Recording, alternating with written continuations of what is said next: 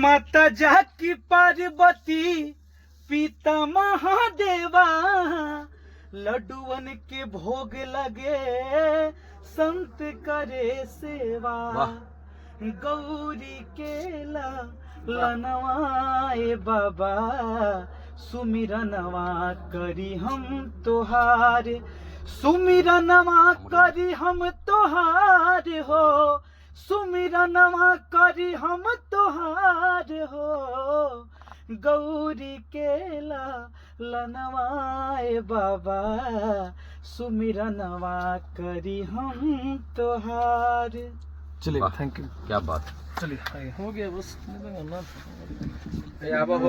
भाई ये छोटा भाई है, बहुत प्यार मिलता है, हम भी बहुत प्यार करते हैं। हाँ। साथ में मेरी बिटिया रानी है। बहुत दिन बाद हम लोग कमबैक आए हैं, 3 साल बाद। 3 साल बाद हम लोग कमबैक आए हैं और ये दोनों भाई इस कंपनी के लिए बहुत मेहनत बोले तो मतलब सोच नहीं सकते। 24 घंटे का 20 घंटा लोग मेहनत किए कंपनी के लिए दोनों भाई। जी चलिए बहुत बहुत धन्यवाद सर। बाकी आगे उसको गुना दीजिए ना सोनू।